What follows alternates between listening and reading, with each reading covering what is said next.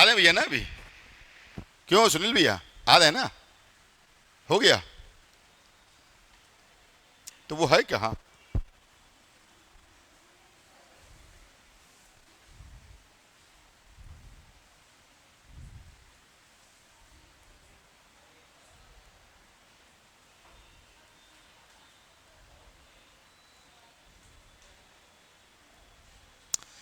चलो भाई, रीजनिंग वाली बात नहीं है भाई। रीजनिंग की क्लास नहीं है, साइंस की क्लास के लिए कहा गया है। क्यों भाई? अच्छा ये बताओ भाई, एनटीपीसी का फॉर्म कितने लोग डाल रहे हैं? एनटीपीसी वाला तुम डाल लो कि तुम्हारा मोबाइल? तुम हो एनटीपीसी वाले ही लोग हैं ना? थोड़ा समझ लीजिएगा भाई, आपके जितने भी रेलवे के एग्जाम हैं, ग्रुप डी, आरआरबी, एएलपी और आपका एनटीपीसी, सब में साइंस आता है। बस अंतर यह कि एनटीपीसी में साइंस सबसे कम आता है, ये ध्यान रखिएगा। जैसे एएलपी है या और एग्जाम है, उनके मुकाबले एनटीपीसी में साइंस बहुत कम आता है, बाकी सब में ज्यादा आते हैं। आप एएलपी में देखोगे साइंस क्वेश्चन भर भर के आएंगे, लेकिन एनटीपीसी में ऐसा नहीं है। तो भाई इसी हिसाब से पढ़ाई करिएगा, है ना, कि किसमें कितना क्या आना है। जिन लोगों को रेलवे एएलपी की तैयारी करनी है वो जम के साइंस की तैयारी करें। एनटीपीसी वालों के लिए ऐसा नहीं कि साइंस के बगैर दुनिया में काम नहीं चलेगा, साइंस के ज्यादा क्वेश्चन नहीं आएंगे, है ना। इसी तरह जैसे रीजनिंग में पढ़ते हो, एएलपी में रीजनिंग आई तो 25 क्वेश्चन आएगी मैक्सिमम, लेकिन जब एनटीपीसी में आएगा रीजनिंग क्वेश्चन 30 आ जाएंगे, है ना। सबका क्राइटेरिया अलग अलग है। तो इसमें भाई आपको क्या है, आज और कल 2 दिन मेरी क्लास साइंस की लगी है केवल, चिंता न करो, तुम दुखी ना हो, 2 ही दिन है ना। उसके बाद भाई क्लास फिलहाल नहीं होगी, फिर मतलब मेरी नहीं होगी, जिसकी होनी होगी होगी, है ना। हाँ, फिर जो है हम विदेश यात्रा पे जा रहे हैं चूंकि हम, ठीक है। तो देखो भाई, फिलहाल ये बताओ साइंस में क्या पढ़ा है, ये बताओ। साइंस में अभी कौन सी क्लास चली है इस बीच, जल्दी बोलो।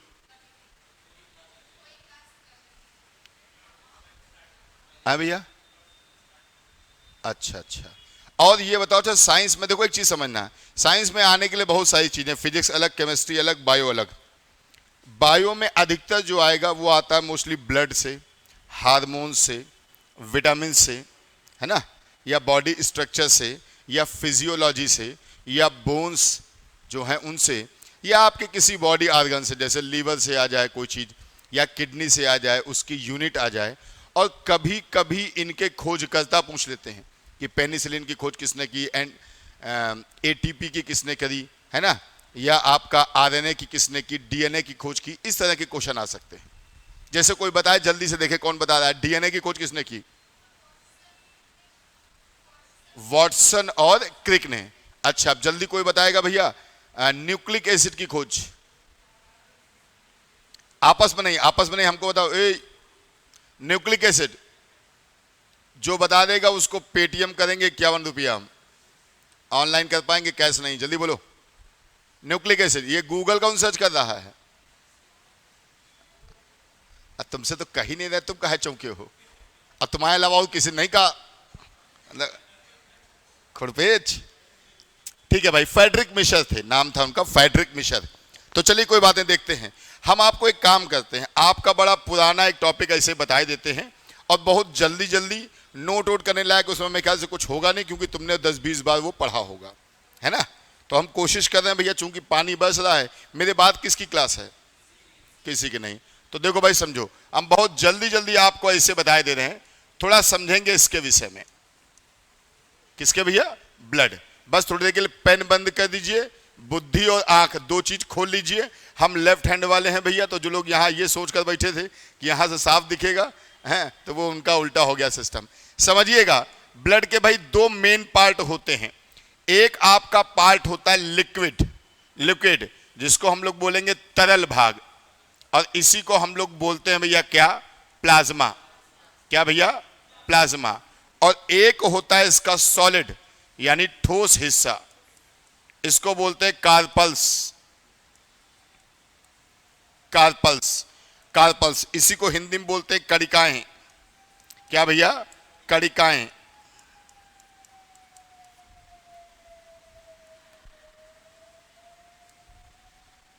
ठीक भाई, कणिका है। प्लाज्मा को लिक्विड क्यों हिस्सा बोलते हैं भैया, समझिएगा। साफ दिख रहा है प्लाज्मा में 90% से ज्यादा तो क्या है भैया, वाटर है, पानी है। उसके अलावा इसमें और भी कई चीजें होती हैं, जैसे वेस्टेज, जैसे गैसेस, जैसे ऑर्गेनिक मटेरियल, जैसे इनऑर्गेनिक मटेरियल। तो भैया लेकिन यहां पे एक चीज समझना, जब जब आपको हम कहीं भी परसेंटेज लिखते हैं, इसका मतलब आप मान के चलिएगा ये अप्रॉक्स वैल्यू होती है। ऐसा ना हो कहीं पर 92 लिखा हुआ, आप कह दो सर आप तो 90 बताए थे, ये लगभग होता है। और बाकी में भैया सारा आइटम होगा। प्लाज्मा जो है, मान के चलिए आपकी बॉडी में लगभग 40 से 45% होता है। इसका मतलब ये हो गया कि ये जो आइटम होगा ये होगा आपका 55 से 60%। मतलब क्या हुआ, अगर ये 40% है तो ये 60 होगा, ये 45 होगा तो ये कितना होगा, 55। यानी ये 40 से कम नहीं होगा, 45 से ज्यादा नहीं होगा, और ये 55 से कम नहीं होगा, 60 से ज्यादा नहीं होगा। इतनी बात सबको समझ में आ गई, तो जानकारी होगी ही। कार्पस 3 तरह की होती हैं, बोलो भैया नाम। हाँ, एरिथ्रोसाइट्स एक ये होती है, दूसरा भैया ल्यूकोसाइट्स, और तीसरा कौन बताएगा, चलो अब ऐसे ही लिख, नाम लिख दो, है ना, थ्रोम्बोसाइट्स। ये 3 नाम होते हैं भाई। कितने भैया, 3 नाम होते हैं। ये ऐसे तो ऊपर जाएगा नहीं, क्यों, पेन लिए ना। चलो भैया, तो 3 नाम होते, क्या करें, पेन हटाएं पहले, क्यों भाई, पहले पेन हटाना पड़ेगा, ये ऊपर कैसे जाएगा।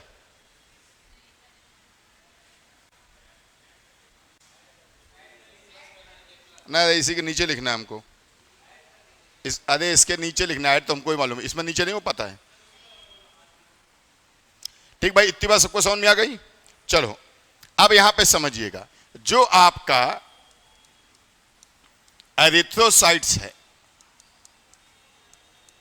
इसी को हम लोग प्यार से, जैसे हम लोग अपने घर में नहीं बाबू, मुन्ना, छोटू, बबुआ बोलते हैं, ऐसे इसको प्यार से हम लोग बोलते हैं आरबीसी, यानी रेड ब्लड और सेल। एक भैया हमारा था ल्यूकोसाइट्स, इसको प्यार से बोलते हैं भैया डब्ल्यूबीसी। और एक हमारा था थ्रोम्बोसाइट्स, एक क्या था भैया, थ्रोम्बोसाइट्स,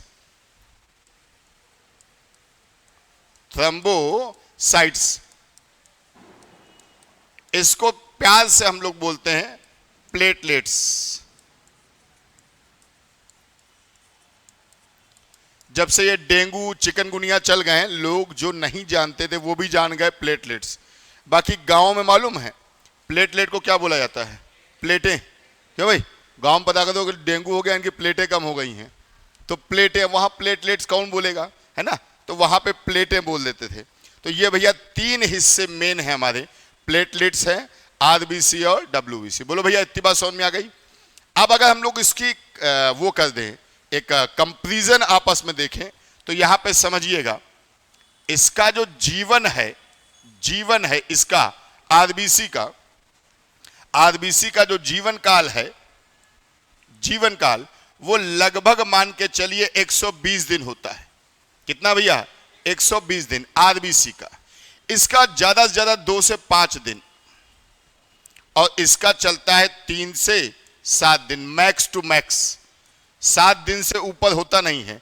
इसका मतलब एक चीज और समझिएगा, जब हम लोग ब्लड किसी को देते हैं, अभी बहुत पुरानी बात नहीं, कल या परसों की बात है, कहीं पर खड़े थे तो दुकानदार ने ऐसा कहा कि भैया जब ब्लड देते हैं, मेरी किसी से बात हो रही होगी, ब्लड देते हैं तो कमजोरी आ जाती होगी क्या। भाई ब्लड देने से कमजोरी आ ही नहीं सकती है। आप में से कितने लोगों ने ब्लड दिया है, डोनेट किया है, एक बस एक लोग। तुम तो देना ही नहीं, अभी तुम ना देना, हाँ तुम अभी ना देना, फिर क्या फायदा, यूनिट ब्लड दो, तुम्हें 4 यूनिट दे के आदमी विदा करे, भैया जाओ घर अपने तुम ना देना। लेकिन भाई समझिए, जब आप 18 ईयर्स से ऊपर के हैं और आपको कोई दिक्कत नहीं है तो ब्लड देना चाहिए। कई फायदे होते हैं। पहली बात तो यह है कि पुराना आइटम निकलेगा तो नया आ जाएगा, और वैसे भी यार ये तो 2 से 5 दिन में आ ही जाता है, ये 3 से 7 दिन में आ ही जाता है, तो टेंशन किस बात की। हम साल में, वैसे एक साल में 4 बार दे सकते हैं, हम साल में 3 बार देते हैं, नियम अपना बनाए हैं। और ये नियम पिछले 2016 से चल रहा है, 16, 17, 18, 19 में नहीं दिया था कोरोना में, 20 में नहीं दिया था, 21 में भी नहीं दिया हमने, कोरोना पूरी तरह से चला जाए, 22, 23, 24, तो 3 साल वो 3 साल ये, कितने हो गए भैया, 6 साल। तो इन 6 साल में हमने 18 बार होना चाहिए, तो हमने 17 बार दिया है, एक बार छूटा हुआ है। तो ब्लड डोनेट करना चाहिए, कई फायदे होते हैं। पहली बात तो ब्लड डोनेट करोगे तो तुमको ये मालूम पड़ जाएगा तुम अंदर से कमजोर तो नहीं हो। ऐसा ना हो ब्लड डोनेट करने के बाद तुम उठो बेहोश हो जाओ, 4 दिन तक पड़े हो। तो जैसे हमने ब्लड दिया तो किसी ने कहा भैया लेटे दो लेटे दो लेटे दो, हमने नहीं लेटे दो, कोई दिक्कत नहीं, आराम से उठे, गाड़ी स्टार्ट की और जहाँ पढ़ाना था चले गए। तो इससे एक बात समझ में आ गई कि आज के दिन तक हमें कोई दिक्कत नहीं है। दूसरी चीज, ऐसा नहीं तुम्हारा ब्लड लिया जैसे पिक्चर में दिखाते हैं, यहाँ ब्लड लिया और वहाँ चढ़ा दिया। वो पिक्चर देखियो अमर अकबर एंथोनी, एक मम्मी लेटी हैं, इधर अमर लेटे, इधर एंथोनी और इधर अकबर, तीनों का ब्लड निकल के चला जा रहा। ऐसा नहीं होता है। ब्लड लेते हैं, ब्लड बैंक में दिया जाता है, और ब्लड बैंक में जो आपने दिया है ब्लड, उसको सबसे पीछे रखेंगे और सबसे आगे वाला उठाएंगे। ये भी नहीं कि आगे आगे चलता जाओ, पीछे वाला रखे रखे बेकार हो जाए, पीछे से निकाला जाता है। तो ब्लड दे दिया गया, क्यों भाई, तो जब हमसे ब्लड लिया तो वो चेक करेंगे डायबिटीज तो नहीं है, डायबिटीज होगा तो ब्लड नहीं लेंगे, डायबिटीज वाला नहीं लेंगे। सबसे पहले ब्लड ग्रुप देख लेते हैं वो लोग। उसके अलावा आपको कोई बीमारियां हैं, ल्यूकोरिया है, गोगोनेरिया है, एड्स है, टाइफाइड है ना, कोई गंभीर बीमारी है, टीवी है, कैंसर है, तो तुरंत आपको बता देंगे और सब कुछ है। तो भैया जब भी ब्लड देते चले आते हैं, उनका फ़ोन जब 2 दिन तक नहीं आता है, चूंकि नंबर लिख लेते हैं वो लोग, तो हम समझ जाते हैं हमारे ब्लड में कोई दिक्कत नहीं है। तो यार बैठे बिठाए तुम्हारा हेल्थ चेकअप भी तो हो गया फ्री में, और एहसान किया सो किया ही किया। तो ब्लड देना लेना चाहिए। तो 120 दिन तक का होता है। और समझिएगा, अगर बात करें हम लोग केंद्रक की, केंद्रक न्यूक्लियस, तो केंद्रक नहीं होता है, केंद्रक नहीं होता है, लेकिन इसमें होता है। और ये सिविल सर्विस में बहुत आता है कि किसके न्यूक्लियस में केंद्रक होता है, किसके भैया, WBC। ठीक भाई। अच्छा एक बात बताओ, आपने नाम सुना होगा डीएनए का, डीएनए, और डीएनए हमेशा होता है केंद्रक में। जिन लोगों ने कोशिका उसका पढ़ा होगा समझ जाएंगे। तो अगर डीएनए जांच होगी तो डीएनए कहाँ होगा, केंद्रक में, और केंद्रक किस में होता है, WBC में। यानी अगर डीएनए की जांच करनी है तो जांच किसकी होगी बोलो, तो WBC की होगी। यहां पे इनडायरेक्ट क्वेश्चन ये बन जाता है। मात्रा समझ लो कितनी होती है, तो भैया मात्रा समझना, इसकी मात्रा समझो करीब होती है 5 मिलियन। तो मिलियन समझ गए, 1 मिलियन का मतलब क्या होता है, 5 लाख, लगभग 50 लाख के आसपास होती है। ये हम लगभग बोल रहे हैं कितना भैया, 10 के, क्यों भाई, 10 के का मतलब समझ ही गए होंगे। हाँ, और ये भैया 50,000 प्लस, यानी 50 के प्लस होता है। ठीक, क्लियर भाई। और थोड़ा समझ लो, मेन एक चीज और भी, इसमें होता है एक पदार्थ जिसको हम लोग बोलते हैं एंटीजन, सबने सुना होगा। इसमें होता है आपका एंटीबॉडी, इसमें कुछ नहीं। अगर हम वर्क की बात करें, वर्क मेन, तो इसका काम होता है O2 का परिवहन। जैसे हमने सांस लिया, तो सांस जैसे ही हमने लिया तो हमारी बॉडी में जो आरबीसी है वो हमारी सांस के ऑक्सीजन से मिल जाती है, क्यों भाई। तो ये इसमें आरबीसी में एक चीज होती है हीमोग्लोबिन, इसमें जुड़ जाता है क्या भैया, ऑक्सीजन, और बना लेता है ऑक्सी हीमोग्लोबिन। क्या भैया, ऑक्सी हीमोग्लोबिन। और ये पूरी बॉडी में घूमता रहता है, पूरी बॉडी में घूमता रहता है। अब समझो कैसे घूम रहा है, ये ऐसे पूरी बॉडी में घूम रहा है। जहां पर हीमोग्लोबिन ऑक्सीजन की कमी हुई वहां ऑक्सीजन दे देगा और आगे बढ़ जाएगा, और जहां पे हीमोग्लोबिन ज्यादा दिख गया वहां से उठा लेगा। तो जहां जहां पे कमी है वहां वहां दे देगा और जहां ज्यादा होगा वहां पे उठा लेगा। यानी ये जो ऑक्सीजन और हीमोग्लोबिन आपस में जुड़ रहे हैं ये परमानेंट नहीं है, टेम्परेरी है ना। जैसे हम ये है हीमोग्लोबिन, हम है ऑक्सीजन या हम ऑक्सीजन है, ये हीमोग्लोबिन है। इनका हाथ पकड़ के हम घुमा रहे हैं, जहां इनकी जरूरत है वहां छोड़ दिया और जहां इनके जैसा कोई एक्स्ट्रा मिल गया पकड़ लिया। ये काम किसका होता है भैया? आरबीसी का। बोलो भाई मेन काम। डब्ल्यूबीसी का क्या काम होता है? डब्ल्यूबीसी का काम है, डब्ल्यूबीसी का काम है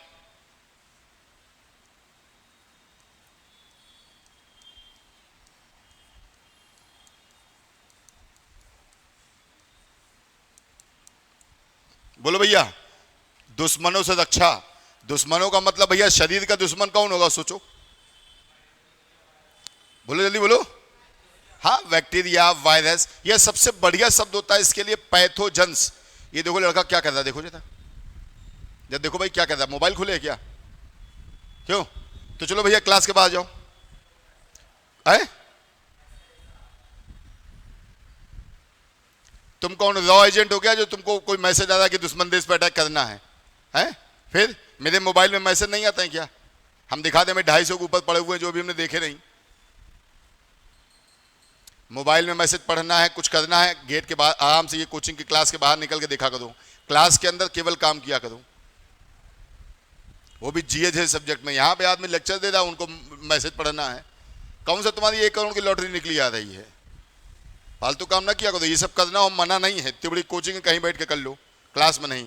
देखो एक लड़की को करना था, वो चली गई अपना बाहर आराम से, है ना। तो क्लास में बैठो तो बिल्कुल कायदे में।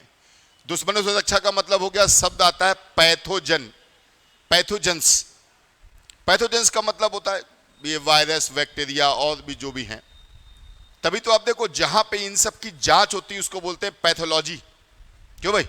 अब पैथोलॉजी क्यों बोलते हैं? पैथोलॉजी का मतलब जहां पे बीमारी फैलाने वाले कणों की जांच होती है। तो ये क्या करता है? ये दुश्मनों से रक्षा करता है।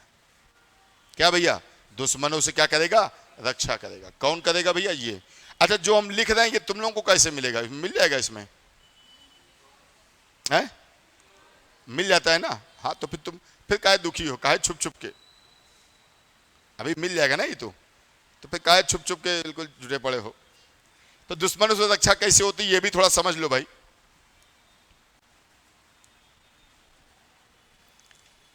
दुश्मनों से रक्षा का मतलब वायरस, बैक्टीरिया से रक्षा करना, ठीक। अच्छा, जहां तुम लोग बैठे हो, जहां हम बैठे हैं, हमारे आसपास अभी लाखों वायरस, बैक्टीरिया हैं। और आपने कहीं यह भी पढ़ा होगा वायरस सजीव और निर्जीव के बीच की कड़ी है, पढ़ा होगा कहीं ना कहीं। वायरस जब तक बॉडी के बाहर है इनएक्टिव है, बॉडी के अंदर आते ही क्या हो जाएगा? एक्टिव हो जाएगा। यानी वायरस को एक्टिव होना तो हमारी बॉडी के अंदर आना पड़ेगा। क्यों भाई? इसका मतलब वायरस हर समय या बैक्टीरिया या बीमारी फैलाने वाले जितने भी हैं वो हमेशा चाहते हैं कि हमारी बॉडी के अंदर घुस जाए, लेकिन हमारी बॉडी में अंदर घुस नहीं पा रहे हैं वो। इस समय तुम बैठे हो, तुम्हारे आसपास करोड़ों वायरस, बैक्टीरिया हैं जो तुम्हारी बॉडी में घुसना चाहते हैं, लेकिन घुस क्यों नहीं पा रहे हैं? उसका रीजन है, देखो, कान से घुस नहीं सकते, कान में बाल होते हैं। कान में भैया एक मोम सा पदार्थ होता है जो वायरस, बैक्टीरिया को अंदर घुसने नहीं देता। नाक में बाल होते हैं, नाक में भी एक चिपचिपा सा पदार्थ होता है जो वायरस, बैक्टीरिया को घुसने नहीं देता। अगर कोई घुसना चाहे तो हमें छींक आ जाती है, तो जो अंदर गया वो झटके से बाहर निकल जाता है। जीभ के माध्यम से जा नहीं सकता, जीभ है गीली, जाएगा नहीं। हमारी बॉडी में छोटे छोटे बाल होते हैं, बाल में छेद होते हैं, नीचे जहां से बाल निकला है वहां से जा नहीं सकता, वहां से पसीना उनको बाहर निकाल देगा। अब हमारे चेहरे में या पूरी बॉडी में, खास तौर से नाक के आसपास खूब सारे छेद होते हैं, तो वहां पे होती तेल ग्रंथियां। कभी कभी लोग बोलते हैं ना इनका चेहरा बड़ा ऑयली है, स्किन बड़ी ऑयली है, मतलब स्किन में तेल ग्रंथियां ज्यादा है, ऑयली ज्यादा है। सुबह सुबह देखते हो या व्हाइट कलर का कपड़ा ले इससे करो तो आपको दिखेगा। तो ये क्या होता है? ये जो ऑयल होता है ना, ये अंदर भरा होता है। जैसे ही वायरस, बैक्टीरिया गया, ऑयल बाहर निकल के उसको धक्का देता है, हमारी बॉडी में जा नहीं पाता कोई। और तो और हमारी पूरी बॉडी में ये लगी है स्किन। स्किन क्या करता है? स्किन आपकी बॉडी में वायरस को घुसने देता है, लेकिन मान लो किसी को लग जाए चोट और ऐसे कट गया, ऐसे कट गया। अब जैसे कटा तो बाहर के वायरस को मालूम पड़ा कि ये आइटम कट गया है और यहां से हम घुस सकते हैं। तो वायरस ने क्या किया कि चल भाई चलो जल्दी जल्दी अंदर घुसो। तो ये सब क्या किए, है ना भाई। सोचो तुम्हारे घर का दरवाजा खुला हो तो गैया, कुत्ता, बिल्ली, चोर, स्मैक पीने वाला, शराब पीने वाला सब तो घुसेंगे। तो ये सब घुसना चालू कर देते हैं। जैसे ही घुसे ये आ जाते हैं कि कहां कहां भैया, कहां घुसे आ रहे हो। तो ये तुरंत क्या करेगा, क्या करेगा भैया, ये यहां से इनको धक्का देगा कि ना ना ना ना ऐसा नहीं, अंदर नहीं आने देंगे। तो ये अंदर आने से रोक कौन रहा है, ये WBC। ठीक। अब यार एक बात बताओ, ये कह रहे हैं हम अंदर घुसेंगे, ये कह रहे हैं हम आने नहीं देंगे। तो भैया होता है छोटा मोटा झगड़ा, झगड़ा। और आप जानते हो जब कोई झगड़ा होता है, मारपीट तो होती है, खून वून भी बहता है, कुछ लोग मरते भी हैं, तो कुछ लोग मरते भी हैं, है ना, जिनको बोलते हैं हम लोग डेड सेल, डेड सेल। और इसी जो मरते हैं इसी को हम लोग बोलते हैं हिंदी में, नाम सबने सुना होगा, मवाद, या कहीं कहीं हम लोग बोलते हैं पस पड़ गया है। ये पस यही होता है। यानी पस में क्या क्या मालूम है, इनेमी सेल है और फ्रेंड सेल भी हैं। फ्रेंड सेल कौन सी हैं, WBC। बोलो भाई, WBC। और इन्हीं मवाद से, इसी मवाद से एक वैज्ञानिक थे जिनका नाम था फ्रेडरिक मिशर, ये वैज्ञानिक का नाम है। कहीं कहीं इनका नाम फ्रेडरिक माइखर बोलते हैं। इन्होंने खोज की थी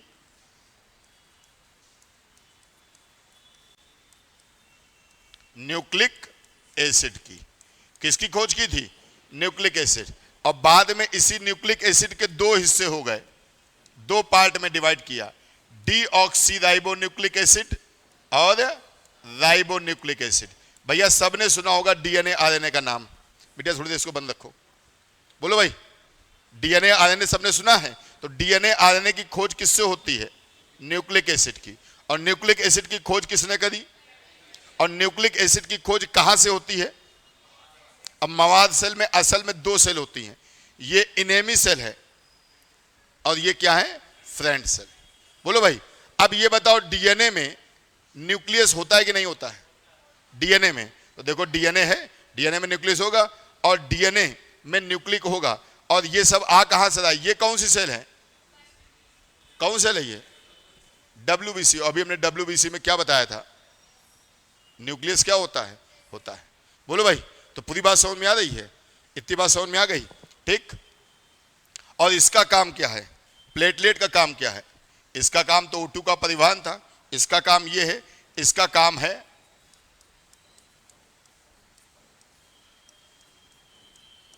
पावर जनरेट करना।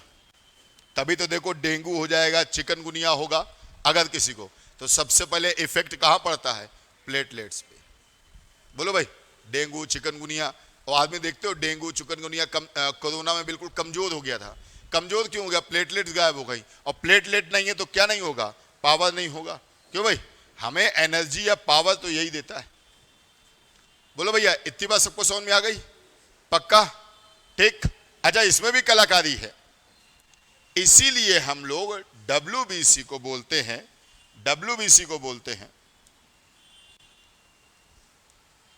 शरीर के वीर सैनिक, brave soldiers of our body. क्योंकि इनका मेन काम क्या है,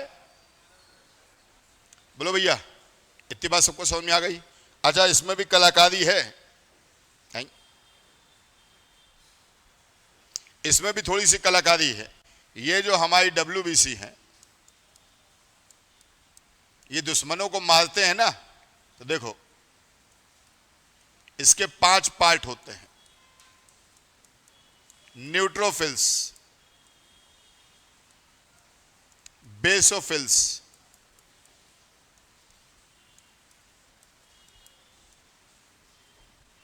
नहीं,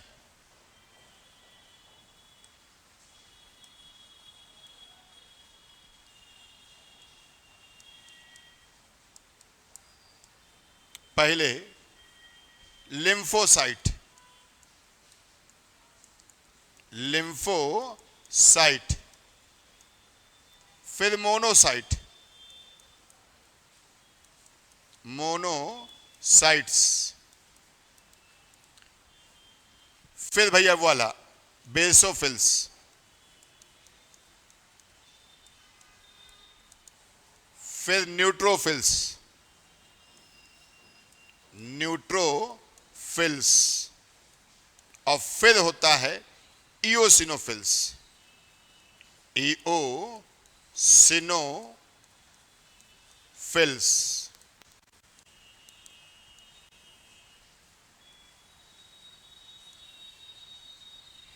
ये मेन 5 पार्ट हैं। कौन कौन भैया? लिम्फोसाइट, मोनोसाइट, बेसोफिल्स, न्यूट्रोफिल्स और इओसिनोफिल्स। अच्छा एक चीज है, अभी हमने कहा कि जब शरीर में दुश्मन आ जाते हैं तो रक्षा कौन करता है भैया? डब्ल्यूबीसी। डब्ल्यूबीसी को हम लोग क्या बोलते हैं? शरीर के क्या बोलते हैं? वीर सैनिक जवान जो बोल दो।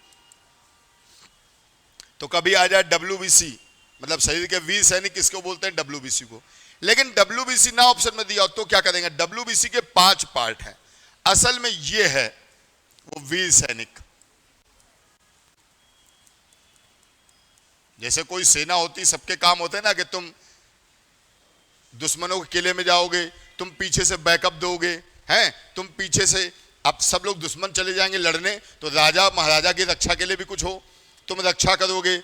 और हम लोग युद्ध कर रहे हैं और अपना किला छोड़े आए हैं, वहां खजाना है, कोई दूसरा देश आके खजाना लूट ले, है ना, किले में घुसा है तो कुछ आदमी वहां भी हो, सबका काम बटा हुआ है। तो इसका काम क्या? वीर सैनिक। तो अगर डब्ल्यूबीसी ऑप्शन में ना दिया हो तो डब्ल्यूबीसी का ये पार्ट होता है, ये मारता है दुश्मनों को। बोलो भैया। लेकिन एक चीज और समझो, एक क्वेश्चन आता है कि सबसे बड़ा डब्ल्यूबीसी कौन होता है? तो थोड़ा और समझिएगा। ये जो वीर सैनिक है, इसने दुश्मन के जो सेना थी उसके वायरस को खूब मार डाला। अब मर गया तो उसकी लाशें पड़ी हुई हैं। अब लाशों को कौन ले जाएगा? तो ये आता है अपने भाई के पास। इसके भाई हैं मोनू भैया। ये मोनू भैया के पास आए कि मोनू भैया हमने मार तो दिया है, हमने अपना काम कर दिया, अब तुम्हारा काम क्या है? तुम्हारा काम है लाश को क्या करो? ठिकाने लगाओ। लाश को ठिकाने तुम लगाओ। तो ये काम इसका है। तो ये क्या करता है? ठिकाने लगाने के बजाय क्या करता है?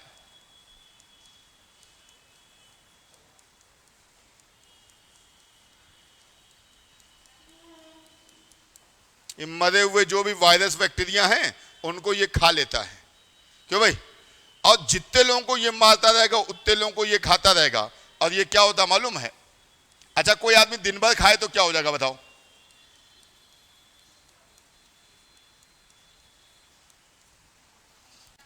जितने को ये मार रहा है उतने ये खाता जाएगा, खाते खाते ये क्या हो जाएगा? मोटा हो जाएगा। और इतना मोटा हो जाएगा कि ये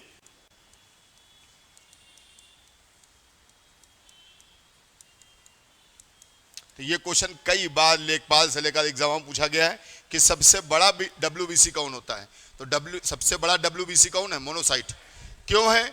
समझ गए ना? हमने आपको घरेलू लैंग्वेज में सिखा दिया है कि भाई ये दिन भर खाता रहता है, दिन भर खाता रहता है। जो दिन भर खाएगा वो फैल जाएगा, फैल जाएगा तो आकार में बड़ा हो जाएगा, आकार में बड़ा हो जाएगा। तो यही तो पूछ रहा कि सबसे बड़ा डब्ल्यूबीसी कौन है? बोलो भाई। तो सबसे बड़ा डब्ल्यूबीसी आ जाए तो मोनू भैया हैं। मोनू भैया का है क्योंकि दिन भर खाते हैं। खाते क्या है? लाशें खाते हैं। किसकी लाशें खाते हैं? जो लिम्फोसाइट मारते हैं। क्यों भैया? ये मारेंगे, ये उनको ठिकाने लगाएंगे। बोलो भाई। इतनी बात सबको समझ में आ गई? आपने इसमें लगभग हर चीज पढ़ी होगी, बस हमने हल्का सा तुमको याद दिला दिया। और बाकी भैया रिकॉर्डिंग में है, आराम से देख लेना। बोलो भैया तुम लोग, है ना? ये लोग तो पहले मान लो पढ़े हुए हैं। अच्छा एक बात बताओ, ब्लड जो है लगभग सबने तो पढ़ा ही होगा। कौन ऐसा जो ब्लड पहली बार पढ़ रहा है? कोई ऐसा भी है क्या? बोलो भाई। है तुम लोग पहली बार पढ़ रहे हो? तुम लोग ब्लड पढ़ चुके हो? यहां पे पढ़ी हो? उसके पहले कौन जंगल में पढ़ा था? है? अच्छा बता दो कहां पढ़ा था, मतलब पहले पढ़ लिया है। अच्छा पहले पढ़ी हो? देखो देखो बात, बहुत कलाकार हो। इंटर बायो पढ़ी हो, इंटर बायो से हो, और भाई तुम लोग पढ़ चुके हो ना। कहने का मतलब कोई ऐसी चीज नहीं है जो तुमने सुनी ना हो। बालिका सुना है, ब्लड के बारे में सुना है कि नहीं? Litre 2 litre.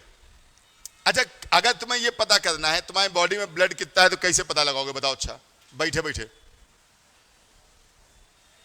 तुम्हारी बात नहीं कर, तुम्हारा बात तो है नहीं, बाकी लोगों की बात कर रहे हैं। चेकअप नहीं, देखो अपनी बॉडी का वेट कर लो। जैसे तुम कितने किलो की हो? 14-15 किलो की हो? कितने की हो? 42 हो। अब जैसे ये 42 है तो इसमें 7 का गुणा कर लो, 7 का गुणा कर लो, बस लगभग इतना होगा। तो 4 सत्ते 28, 4 सत्ते 28। 42 का मतलब हम 4 ले रहे हैं। आपकी बॉडी वेट का 6 से 7% ब्लड होता है। आप मैक्सिमम मान लो 7%, 42 का 7% निकाल लो, तो 42 को तुम 40 यानी 4 मान लो, 7%, 4 सको 28, 4 सत्ते 28, लगभग 2.8 लीटर या 3 लीटर खून लेके घूम रही है ये। 7%, 7%, मैक्सिमम कम से कम 6%। अब तुम स्वस्थ ना हो तो एक अलग की बात है। जैसे मेरा वजन 78 केजी है।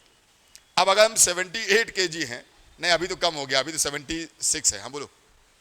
हाँ, अब मेरा वजन 76 है। अब हम राउंड फिगर में ले आए 75, तो 75 गुणे 7 कर दो या 6 कर दो, तो 75 गुणे 6 कर दो तो जो आएगा 75, 7 21, 4.5, 5, लगभग 5 लीटर के आसपास होना चाहिए। लगभग होता है ये, किसी के में कम किसी के में ज्यादा। कुछ किताबों में लिखा होता है साहब 4.5 से 5.5 लीटर, 99% किताबों में लिखा है 4.5 से 5.5। कैसे हो सकता है बताओ? एक बच्चा 6 महीने का, उसकी बॉडी में 4.5 लीटर खून हो सकता है क्या? तो फिर एवरेज क्यों लिख रहे हो? फिर लिख देते हैं हमने लिखा है एवरेज मतलब 18-20 साल का आदमी। अरे भाई कोई 18-20 साल का आदमी खूब मोटा भी हो सकता है, कोई दुबला भी हो सकता है।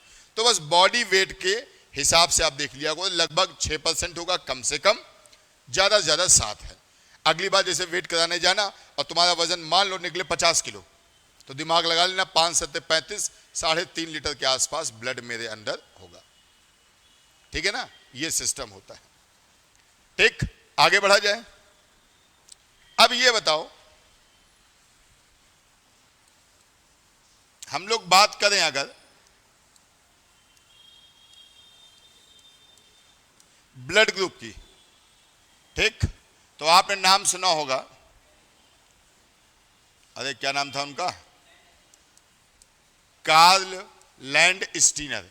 इन्होंने ब्लड ग्रुप की खोज की थी और कहा था ब्लड ग्रुप होते हैं असल में 3 तरह के, एक ए, एक बी और जिसमें ए और बी दोनों, 3। बाद में यार इन्होंने एक, अच्छा ये कैसे हुआ ये भी देखना, थोड़ा देखना। A blood group, B blood group और ए बी। असल में अभी हमने कुछ देर पहले हमने आपको आरबीसी और डब्ल्यूबीसी में बताया था एंटीजन एंटीबॉडी। ये उसी आधार पे होता है। जिसकी बॉडी में एंटीजन ए था उसको ब्लड ग्रुप ए कहा गया, जिसमें एंटीजन बी था उसको ब्लड ग्रुप बी कहा गया, और जिसमें गलती से दोनों आ गए उसको क्या कह दिया गया? ए बी कहा गया। जिसमें एंटीजन ए था उसमें एंटीबॉडी वो भैया ये थी,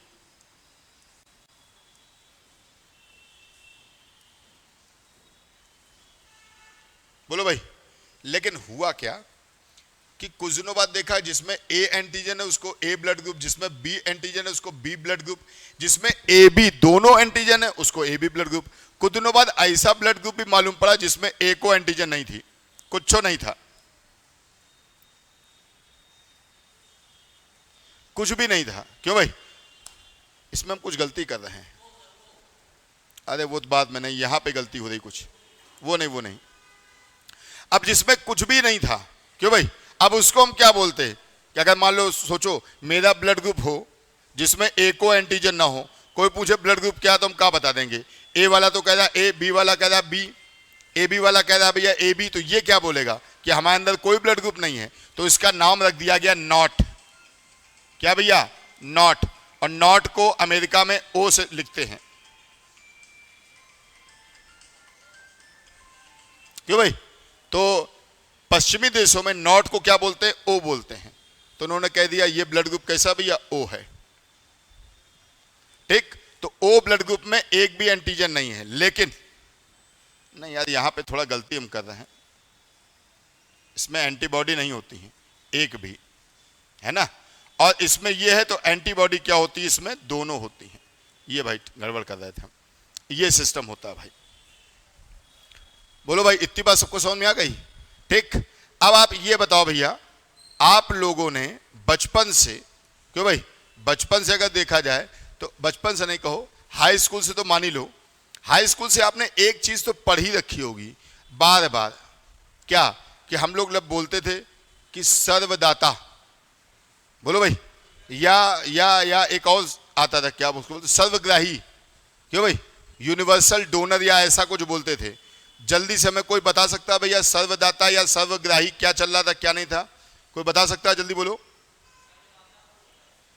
सर्वदाता क्या होता है भैया?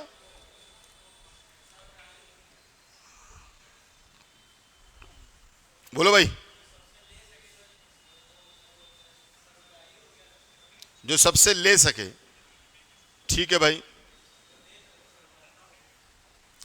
ठीक। अच्छा, हम लोग एक चीज बोल देते हैं कई बार कि ओ सर्वदाता है। बोलो भाई, सब लोग समझते हो ना? ओ सर्वदाता। कोई तुमसे पूछ ले ओ सर्वदाता क्यों, तो क्या बताओगे? क्यों है? हैं? यार एक बात है, मान लो हम थोड़ी देर देखें, ये इसका लड़का है,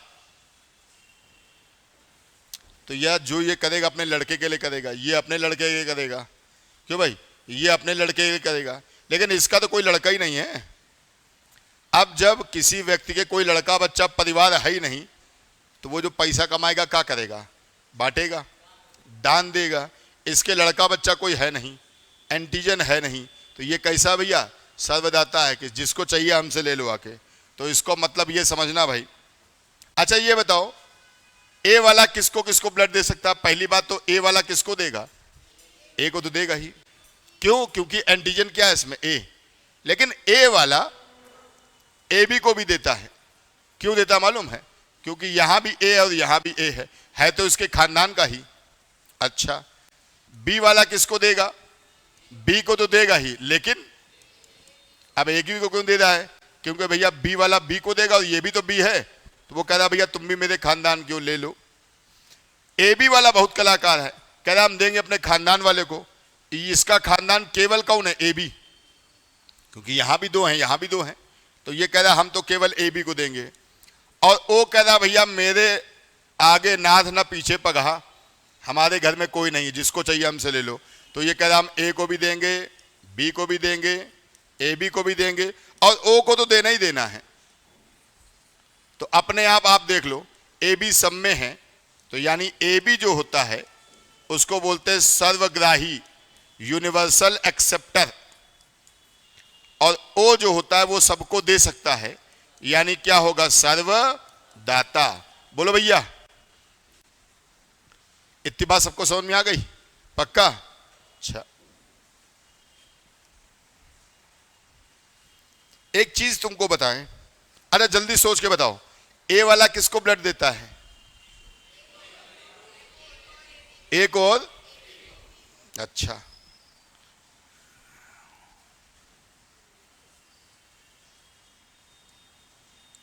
देखो हम ऐसे बना रहे हैं और ऐसे रफ कर रहे हैं क्योंकि लिखना भूल गए।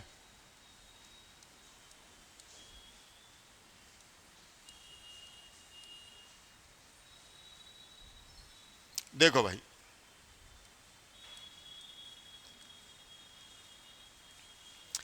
ए वाला किसको देता था भैया?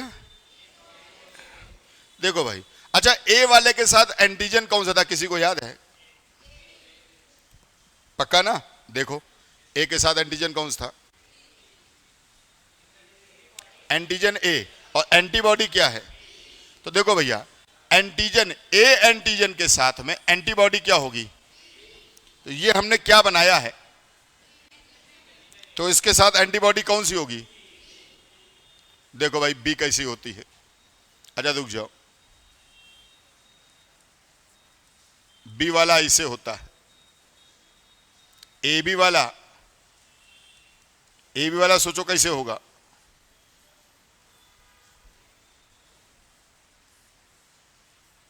बोलो यही तो होगा। सोचो ओ वाला कैसे होगा,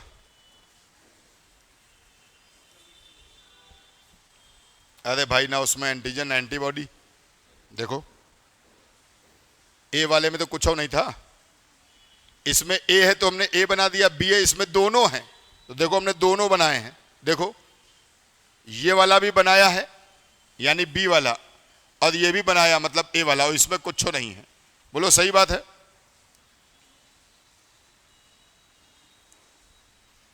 अब जरा देखो,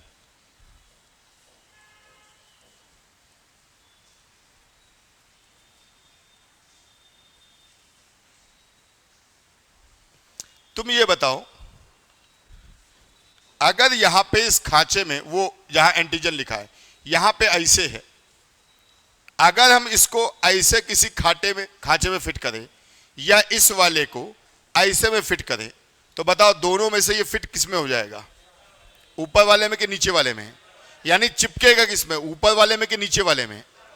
इसीलिए इसके साथ ये वाला होता है, क्यों, क्योंकि ये दोनों आपस में फिट ना हो, फिट नहीं होंगे तो चिपकेंगे नहीं, है ना, ब्लड चिपकेगा नहीं तो ठीक रहेगा। इसी तरह देखो इसमें क्या होगा, अंदाजा लगाओ, इसमें ऐसे होगा,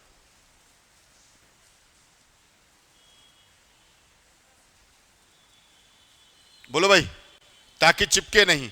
तो ये भैया क्या है, ये है एंटीबॉडी, ये कौन सी एंटीबॉडी है, बी, और ये कौन सी एंटीबॉडी होगी, ए, जिसमें नोक निकली होती, कोना निकला होता वो ए होता है। तो देखो यहां भी तो कोना निकला है, ये ए है, ये है।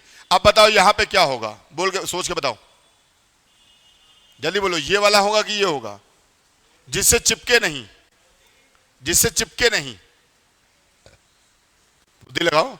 अगर हम ये वाला रखेंगे तो जहां पे ऐसे मिला वो चिपक जाएगा इससे, और अगर ये रखेंगे नोकदार तो नोक वाले से चिपकेगा।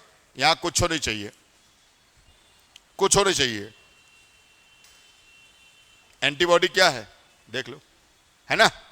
और सोचो यहां पे क्या होगा, यहां पर वो कह रहे हैं भैया तुम कुछ ले आओ, हमें कोई फर्क नहीं, तुम चाहे गोल गोल लेके आओ, गोल गोल मतलब भैया कौन सा, बी वाला, और चाहे तुम लेके आओ नोक वाला, नोक वाला मतलब ए वाला, क्यों भाई, हमें कोई दिक्कत नहीं, दोनों से काम चला लेंगे। क्यों, क्योंकि यहां कुछ है नहीं, चिपकेगा नहीं, इसीलिए, क्योंकि अगर ब्लड चिपक जाएगा, हम लोग बोलते हैं ना कि ए वाला ब्लड को बी को नहीं दे सकता, क्योंकि दोनों का ब्लड क्या हो जाएगा, चिपक जाएगा, आदमी की मौत हो जाएगी। उसका रीजन ये होता है। बोलो भैया बात समझ में आ गई। अब जिन लोगों ने ये पहले पढ़ा है, कहीं भी कुछ भी पढ़ाओ, मेरे ख्याल से ये फिगर से नहीं पढ़ा होगा, तो फिगर देख लो भैया, इससे याद रहेगा कि कभी भी आपका ए वाला बी को नहीं दे सकता, बी वाला ए को नहीं दे सकता। क्यों नहीं दे सकता, लोग रटा देते, ए वाला ए को देगा, ए बी को देगा, बी वाला बी को देगा, ए बी को देगा, लेकिन क्यों नहीं देगा वो समझ लो इससे। और ये जब तुम अपने हाथ से बनाओगे तब तुम्हें समझ में आएगा। अभी तक जितना हमने बोला वो सब रटने की चीज थी, ये समझना है। तो इसको सब लोग जरा अपनी कॉपी में बना लो, बना लोगे तब मजा आएगी, क्योंकि इसको जितना बनाओगे बिना देखे बनाना कोशिश करना। जब इसको बिना देखे बनाओगे तो समझ जाओगे कि एंटीजन क्या है, एंटीबॉडी क्या है।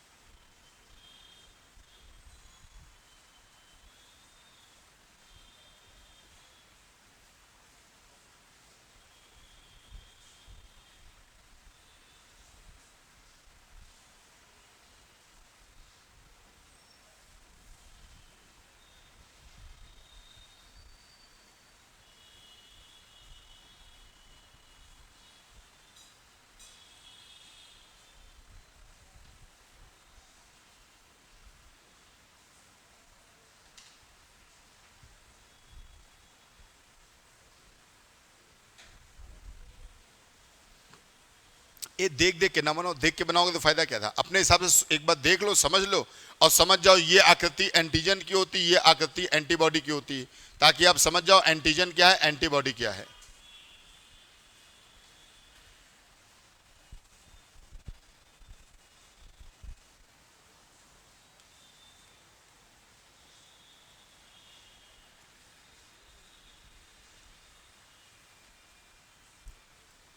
अच्छा एक बात, तो टीचर पे खड़े कैसे होते हैं? तो नीचे रखा ही है, कोई नहीं खड़े होते।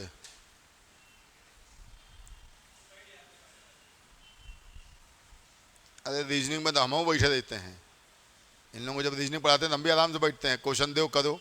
जीएस में कैसे बैठ पाओगे? इसमें तो बोलते थे ना बोर्ड पे फिगर ही बनाना है। अच्छा भाई, इतनी बात सबको समझ में आ गई, आगे बढ़ते हैं।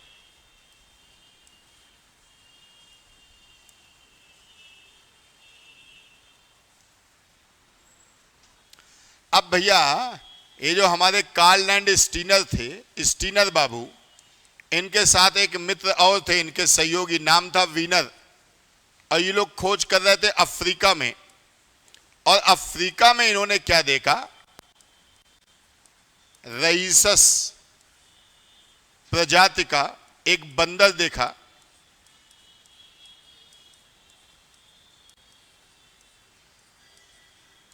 और ये लोग बंदर की आरबीसी चेक कर रहे थे। आरबीसी यानी वही एरिथ्रोसाइट्स। तो उस आरबीसी पे इनको कुछ डॉट डॉट मिले। इन्होंने कहा यार ये तो नई चीज आ गई, डॉट डॉट कहां से आ गए? फिर इन्होंने कई बंदर चेक किए तो उसमें इन्होंने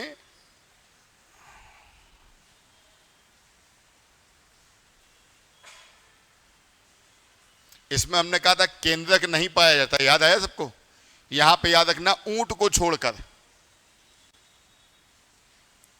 ऊंट एक जानवर होता है, लामा को छोड़कर।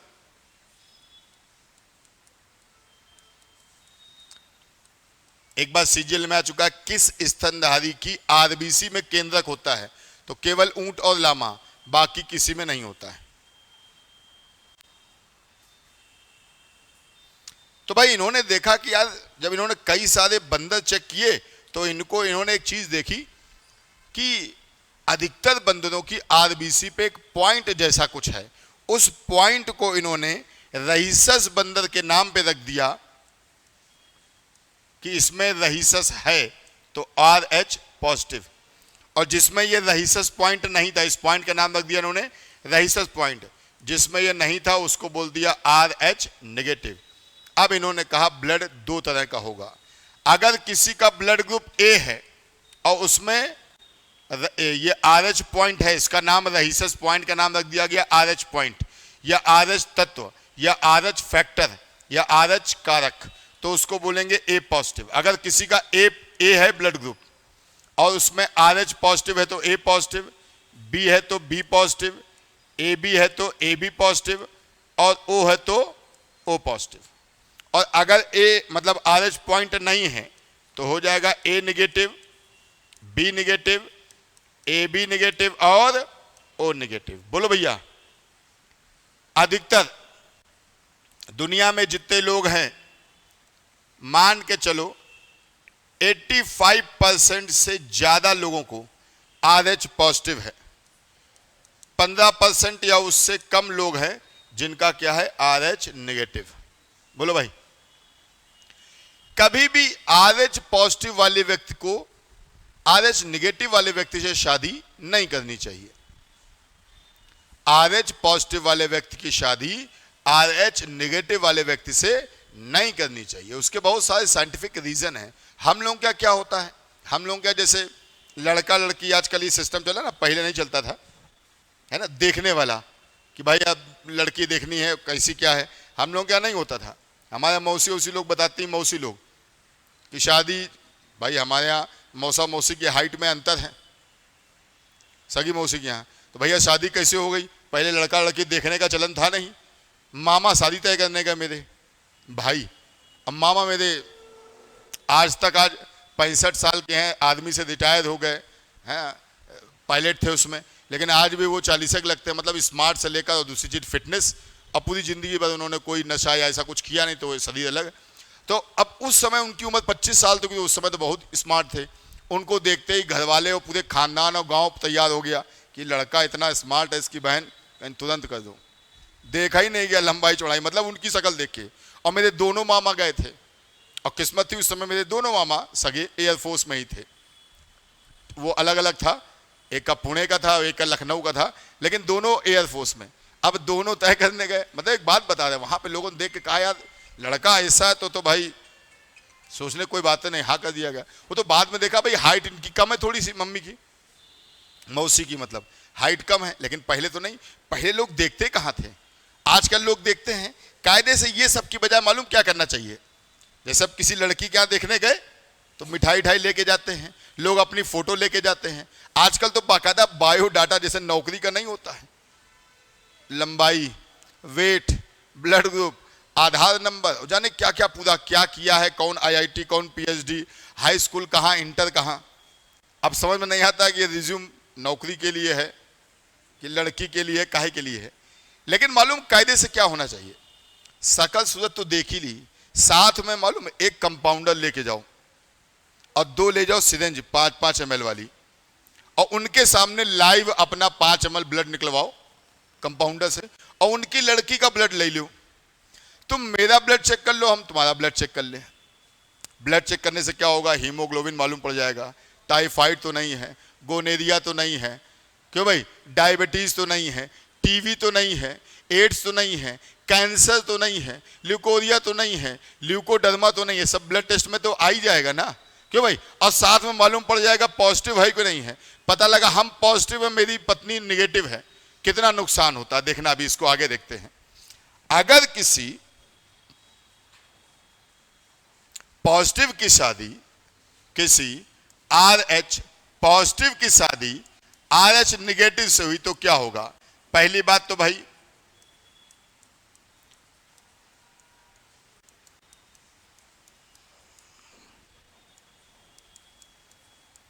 सामान्य होती पहली संतान। अब दूसरी संतान जो होती है उसको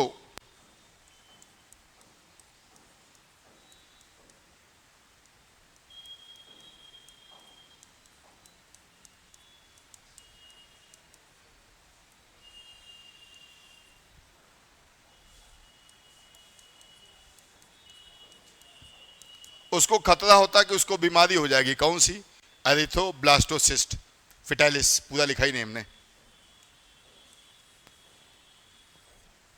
आधा रह गया भाई।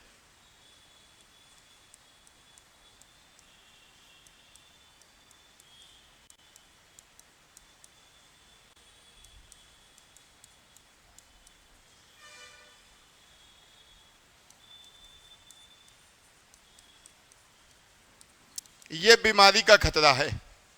ये क्या भैया, देखो ध्यान से, एरिथ्रो आप पढ़ चुके हो, आरबीसी को बोलते हैं, ब्लास्टोसिस ब्लास्ट हो जाना, फिटाइलिस बोलते हैं अजन्मे बच्चे को, यानी अजन्मा बच्चा जिसका जन्म भी नहीं हुआ उसकी आरबीसी में ब्लास्ट हो जाएगा। तो भैया ब्लास्ट हो जाएगा तो मर ही जाएगा बच्चा, जन्म के तुरंत बाद या जन्म के पहले ही मरा हुआ बच्चा पैदा होगा। तो यानी RH पॉजिटिव वाला व्यक्ति RH निगेटिव से शादी करता है। तो दूसरी चीज समझना, मान लो ये पॉजिटिव है, कोई आदमी है,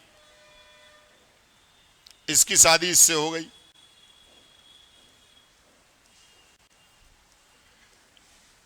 है क्या भाई, इसमें क्या है, ऐसा नहीं होती क्या। ठीक भाई, इन दोनों की शादी हो गई, ये मान लो पॉजिटिव है, ये क्या है, निगेटिव है। अब इनकी तुम हंस खा दो, क्या हुआ, ये रॉकेट नहीं, ये गर्दन है, ये पेट है, ये हाथ है, कमर पे हाथ रख के खड़ी है, ऐसा कुछ बनाया है। और ये तो दुखी है, तो समझ गए हुए आदमी है। अगर ना भी लिखो पॉजिटिव तो समझ जाओगे शकल देके आदमी होगा ये। तो ये मेल है, ये फीमेल है। अब मान लो इनके बच्चे होगा, किसी कोई बीमारी नहीं हुई, तो यार बच्चों को ब्लड ग्रुप तो पापा ही मम्मी से आएगा। मान लो इनके 2 बच्चा हुए, छोटे छोटे 2, और ये दोनों हो गए पॉजिटिव वाले। कैसे भैया, पॉजिटिव वाले। अब भगवान न करे मम्मी को ब्लड चाहिए, तो मम्मी का ब्लड ग्रुप क्या है, निगेटिव। मम्मी को ब्लड ग्रुप नहीं दे पाएंगे, पति दे नहीं सकता, लड़का बच्चा दे नहीं सकते। अब इनको ब्लड चाहिए तो ब्लड के लिए तुम्हें किसी से कहना पड़ेगा। अब हर आदमी तो पढ़ा लिखा होता नहीं, तो सबसे पहला डायलॉग होता है जिससे ब्लड मांग लो कि देख लो अपने लड़का बच्चा जवान जवान घूम रहे हैं 25-25 साल के, दिन भर खाना पीना खाए बिल्कुल, और भी खराब खराब शब्द बोलते हैं, घोड़े ऐसा ऐसा कुछ और कुछ हैं, घूम रहे हैं, उनसे नहीं कह पा रहे हमारा या 25 किलो का है उसके लिए कह रहे हैं ब्लड दे दो। बताओ हम कैसे दे दे? अपने लड़के बच्चे छुपाए घूम रही हो, अपना आदमी देखो बिल्कुल चौड़ियाया घूम रहा, उससे नहीं कह पा रही। अरे चौड़ियाया घूमे चाहे वो जैसा घूमे, वो निगेटिव दे मतलब पॉजिटिव दे नहीं सकता, लड़के बच्चे पॉजिटिव दे नहीं सकता, मम्मी दे नहीं सकते, नहीं मम्मी कैसी भैया माइनस वाली, ये दिक्कत होती है, ये हर आदमी समझ नहीं पाता है। कई बार आप देखो हमने चूंकि स्वयं इस बात को महसूस किया कि पति है और 2 बच्चा है, और पहली बार हमको भी ये लगा गया देखो खुद नहीं देते हैं, बाद में उन्हीं के चाचा के लड़के हमसे मिले, तो बोले भैया कैसे? हमने कहा वो ब्लड के लिए आए थे यार, उनको फलानी जो है। अरे कहाँ चक्कर में पड़े? हमने कहा है, बोले अपने 2 लड़का हैं वो घूम रहे हैं, तो हमने कहा उनने ब्लड दे दिया होगा, हो सकता है किसी को 4 यूनिट चाहिए हो, तो लड़का बच्चा जो होते हैं वो एक ही 1 यूनिट तो देंगे, तो हमने कहा एक लड़के ने दे दिया, एक लड़के ने दे दिया होगा। बोले वो उनके मौसा भी तो घूम रहे हैं, तो हमने कहा चाचा, तो हमने कहा चाचा ने भी दे दिया होगा, 4 चाहिए उनको। मालूम पड़ा उनकी 4 के 4 बाकी अभी, तो हमने सोचा इनके 4 क्यों बाकी हैं, पति 2 बच्चा तो 3 तो यही खड़े हैं, 1-1 यूनिट ले लें। तो बेचारे उनके वो भी हस्बैंड भी बहुत पढ़े लिखे नहीं, तो हमने कहा पता नहीं क्या बात, हमने डॉक्टर साहब क्या हो गया?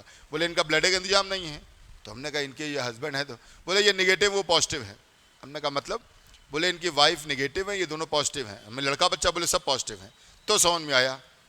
लेकिन अब इतनी बात पूरे गांव में जाके कौन बताए? अब पूरे गांव में क्या हल्ला मचा, अपने लड़के बच्चे छुपा दिए, अपने आदमी को भेज दिया। अब उनका आदमी बेचारा 4 जगह जा जाके पूछ रहा भैया कोई ब्लड दे दे, है ना, ब्लड दे दो। वो क्या कहते अपने आदमी को भगा दी, हम लोगों से खून मांग रहे थे। बताओ, अरे खून मांग रहे हैं, 2 दिन बाद फिर बन जाएगा क्यों भाई? और तुम्हारा फ्री में ब्लड टेस्ट भी हो जाएगा, और तुम्हें यह एहसास भी तो हो जाएगा कि अगर तुम्हारी, अच्छा तुम्हें क्या लगता है ब्लड कितना निकाला जाता है? बोलो भाई, एक बार में कितना ब्लड लिया जाता है? हाँ, लोग सोचते हैं बोतल भर के निकाल लेंगे, और बोतल भर के तो होता ही नहीं है। ये लड़की 40 किलो की है, इसके बॉडी में 2.5 किलो से ऊपर खून नहीं होगा। अभी तो उन्होंने बोला 4-7 28, 2.5 लीटर खून लेके घूम ही रही है। अब उससे अगर हम लोग निकाल लें 1 लीटर तो बचेगा उसके पास बहुत ज्यादा 200 ml यूनिट जो होती है, यूनिट एक पाउच होता है इतना बड़ा, उसमें लिया जाता है।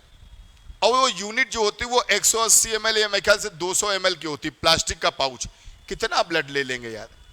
तो ब्लड दे देना चाहिए, ब्लड देने में कभी कोई दिक्कत नहीं, हमेशा जब भी कोई मांगे तुरंत दे दो। हाँ, लेकिन अब ऐसा ना हो कि तुम 1 यूनिट दो, 2 यूनिट तुम्हें चढ़ा के भेजा जाए, वो नहीं। अगर तुम स्वस्थ हो तो दे दो, है ना। एक लोग हमारे यहाँ अवस्थी जी हैं, बेचारी दुनिया में नहीं रही, तो वो हमसे फोन किन बउआ फलाने भर्ती उनको देखने जाना है। तो हमने कहा बताओ, बोले सर ये उनकी बिटिया को पढ़ाते थे हम, बोले सर ये आना, तो चलो हम भी चलेंगे, आप भी देख लेना। हमने कहा हमें भी देखना है। तो बैठ गई, अवस्थी जी हमारी यहीं पशुपत नगर की हैं बेचारी, बैठ गई, देखने ले गए यहीं मधुलोक हॉस्पिटल। वो देखिन और उनको देख के उनको चक्कर आ गया, वो गिर गई, तो उनको संभाला, लिटाया। डॉक्टर ने कहा इनको ग्लूकोज चढ़ाना पड़ेगा, क्योंकि बहुत दुबली पतली थी अवस्थी जी। हमने कहा बोले इनके ग्लूकोज चढ़वाओ। अब उनको हम देखने आए हैं, उनसे मतलब ही नहीं, इनको लिटाया, ग्लूकोज चढ़ा। फिर डॉक्टर ने कहा भाई इनकी खून की कमी, खून चढ़वाओ इनके। हमने कहा डॉक्टर साहब खून नहीं चढ़वा सकते, उनके घर वाले तो आए, ऐसे कैसे खून चढ़वा दें, पता नहीं क्या बात हो जाए, हमने इनको ठीक कर दो। तब उन्होंने दवाई दी, इंजेक्शन लगाए, ताकत के, तो वो खड़ी हो पाई 2-3 घंटे बाद। तब तक मेरे 1000-1200 लग गए थे। ये हम बता दें 2006 की बात, 1000 रुपये मेरे लिए बड़ी चीज़ थी, तब कमाते महीने का 8,000 थे, 2006 की बता रहे हैं। तो समझ लो इस बात को। तो ऐसा भी ना हो कि तुम ऐसा खून दो कि तुम्हें खुद ही जरूरत पड़ जाए। तो पॉजिटिव वाले की शादी कभी भी निगेटिव से नहीं होनी चाहिए। पॉजिटिव वाले की शादी हमेशा किससे होनी चाहिए? पॉजिटिव से। बोलो भाई इतनी बात समझ के लास्ट पॉइंट इसका हो समझा दें, एक समझना। अभी तक तुम लोगों ने सुना कि सर्वदाता कौन होता है? सर्वग्राही। अब अगर ऐसे ऑप्शन आ जाए, बताइए सर्वदाता कौन है? सुनना ऑप्शन। अब ऐसे ऑप्शन आ जाए,